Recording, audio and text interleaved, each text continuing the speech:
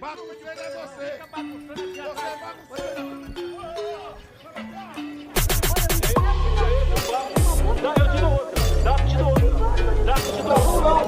Vai ficar na internet? Tá bom. Devia a mão na cara desse mandado.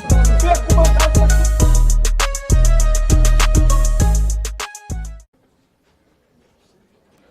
Eu já sou pequenininho. Eu também. Me coloca aqui. Enfim, bom dia a todos. Eu gostaria de usar esse tempo para poder fazer uma defesa ao meu colega deputado André Fernandes e fazer alguns esclarecimentos. Primeiro, de que a comissão não tem sido pautada por debates infundados e ineficazes. Pelo contrário, somente hoje nós invertemos a pauta e conseguimos aprovar dois incríveis projetos que tratam a respeito da evasão escolar e também da possibilidade de abrir uma linha de crédito no PNDES para que seja direcionado isso para escolas públicas e privadas, que irá ajudar, inclusive, muito na segurança das escolas. E o debate, eu acredito que ideológico, ele é necessário, e aqui eu começo a fazer defendendo o deputado André Fernandes. Para todos que estão aqui presentes, e também aos que irão assistir isso por todo o Brasil, no dia 1º de abril, o escritório do deputado André Fernandes foi veementemente atacado. Eles fizeram um boneco do André Fernandes, atearam fogo. Inclusive, quando o André postou isso nas suas redes sociais, o Instagram considerou isso conteúdo sensível, e você tem que clicar para poder acessar. Porque após ter ficado o boneco dele em cinzas, ficou como literalmente alguém estivesse morrido ali no chão. E eles colocaram golpistas e, inclusive, se vangloriaram de ter feito isso com o deputado André Fernandes. Mas é óbvio que todos nós acredito que nós rechaçamos isso. O que eu quero levantar o ponto aqui é com relação à narrativa que é criada quando tem esse tipo de ato e como a esquerda ela se utiliza de uma defesa da democracia quando lhe convém. E explico o porquê. Eu estive no mês retrasado e semana passada com uma pessoa que é dita como golpista, como terrorista, mas que ela tem CPF, ela tem um filho autista. Esta pessoa ela foi condenada a 16 anos. Só para vocês terem ideia, nós temos pessoas aqui no Brasil corruptos que foram os mentores aí do maior esquema de corrupção que o Brasil já viu, que é o Mensalão, que foram condenados a 12 anos e logo após o STJ reduziu sua pena para 8 anos. Ou seja, aos olhos da esquerda, quem roubou bilhões de reais das estatais, desviou dinheiro para ir para educação, para hospital, para saneamento básico, ele é menos terrorista, menos criminoso do que alguém que fez baderna. E de fato é baderna. E eu condeno essa baderna. Eu jamais irei defender quem depredou patrimônio público, quem, por exemplo, ateou fogo, quem veio aqui, mesmo que seja num sentimento de manada, está errado. Afinal de contas, você é responsável pelas suas atitudes. Mas nós precisamos ter a proporcionalidade e, inclusive, a ampla defesa, o direito de você, de fato, se defender. Os advogados, durante muito tempo, e alguns até hoje, não têm acesso aos autos, não têm acesso ao processo. E como que se é tão desproporcional de que essas pessoas que estão sendo condenadas a 16 anos, elas são pessoas comuns. Não deveria o foro delas ser, por exemplo, o STF. Por que isso está acontecendo? Porque há claramente hoje no Brasil, e eu falo isso aqui com pesar, de que há uma clara revanchismo judicial contra pessoas que se alinham ideologicamente ao Bolsonaro.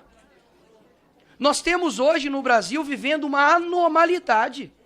Eu pergunto aos senhores, todos estão presentes aqui, e o Brasil, qual corrupto hoje está na cadeia? Sérgio Cabral, ele foi condenado a 400 anos. Sabe onde ele está? Nas ruas do Rio de Janeiro fazendo campanha, provavelmente para governador do Rio.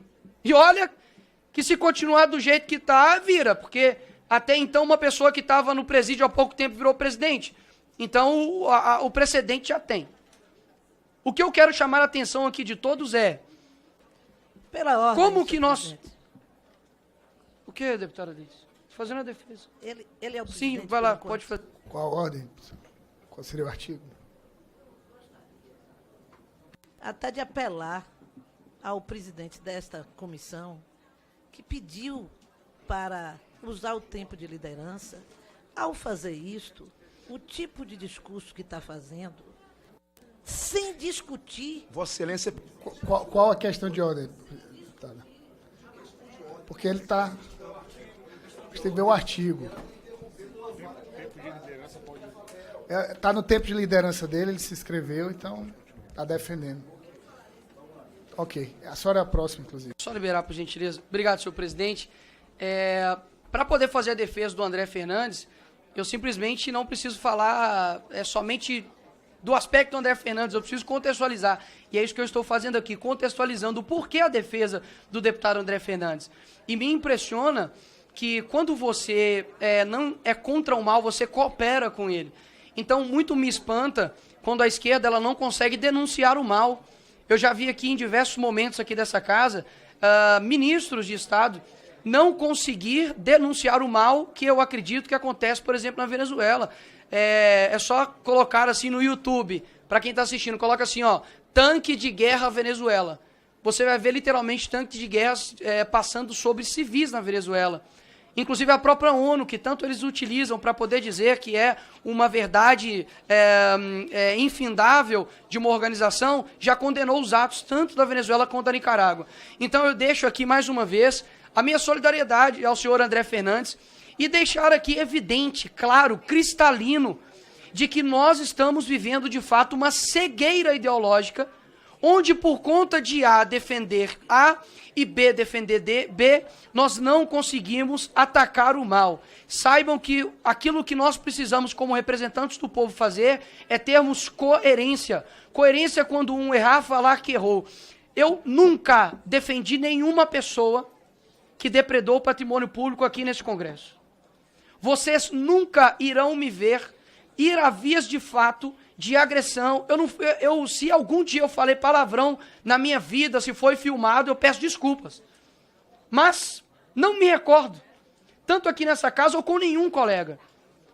O que acontece hoje é que existe, digamos, uma régua, que eles colocam, a régua de 30 centímetros, eles colocam que o 15 já não é mais o meio, que o meio é o 2 centímetros, ou seja, qualquer coisa que estiver no 10, no 20, vira muito extremo.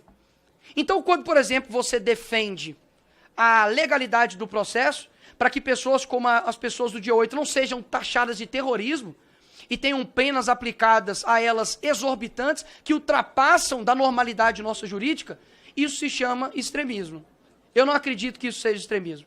Eu acredito, de fato, que as pessoas precisam pagar, inclusive uma pessoa pagou, com a própria vida. Isso aqui não é uma opinião minha. Se a maior instância do Ministério Público, que é a PGR, deu o parecer favorável para a soltura do Clezão, isso não foi feito. E por 2 meses isso foi ignorado. Sabe qual foi o fim do Clezão? A morte. E eu estive no velório dele. Lhes pergunto, eu sei que quando, aquilo que Hannah Arendt fala, né, que é a banalidade do mal. Você passa na rua um dia, você vê um morador de rua, você se assusta. Deputado Gilberto, como é possível ter uma pessoa morando na rua, deputado Ottoni? Isso é muito mal, isso é ruim. Essa pessoa precisa ter dignidade. Só que no segundo dia, você acha não tão anormal. Passa-se uma semana, um mês, um ano, e pessoas morando em situação de rua passam a ser normal. Afinal de contas, a continuidade do mal faz parecer que não tem problema. É exatamente isso que está acontecendo. E digo mais, esta pessoa que eu visitei semana passada, ela é uma mãe de família que não tem uma linha em sua ficha criminal. E eu estou para te falar para vocês, eu não quero ter que usar a tribuna dessa casa para poder anunciar mais uma morte. E quem é o responsável? Quem será responsabilizado por um autista e um morador de rua ter ficado preso 8 meses dentro da cadeia e agora foi solto por um erro jurídico? Ele será indenizado? Alguém irá defendê-lo? Os direitos humanos se colocará por ele? Ou seja, é necessário, ao defender deputado André Fernandes, mostrar todo o contexto anterior de explicar o porquê eles não serão favoráveis a pedir, não para que puna, porque o nosso papel não é esse, aqui não é uma comissão parlamentar de inquérito, mas pedir meramente, senhores, para quem talvez aqui não está entendendo, é solicitar à Procuradoria-Geral da República que apure possíveis crimes. Ou seja, Não somos competentes para tal. PGR, veja se há algum crime. Se houver, a PGR irá dizer. E eu defendo este instrumento aqui, nesta comissão. Acho válido, acho que é o nosso papel como devidos representantes. E, por fim, dizer que, se Levante Popular não é terrorista pelo que eles fizeram, vocês também têm que anistiar os outros demais. O que eu digo é, ambos para mim são baderneiros. Olha só, isso chama-se coerência. Ambos para mim são baderneiros. Ambos para mim passaram do ponto na defesa das suas ideias. Isso é ser coerente. Não é ser coerente defender um lado simplesmente a qualquer custo. A minha coerência vai, condeno o Levante Popular, condeno as pessoas também que depredaram aqui, condeno qualquer um que faça o mesmo. Agora, sabe o que aconteceu? Tem muita gente nova aqui, estudantes novos aqui, talvez vocês não lembrem. Mas os Black Blocs, lá em São Paulo, e aqui também, quebraram, depedraram, quebraram o Ministério da Educação. E sabe o que aconteceu agora recente, senhores? Em 2019? Foram absolvidos por faltas de provas. Nós não estamos vivendo uma normalidade. Toda a minha solidariedade ao deputado André Fernandes, e a coerência precisa prevalecer, e a hipocrisia, quando necessário, será exposta. Obrigado a todos.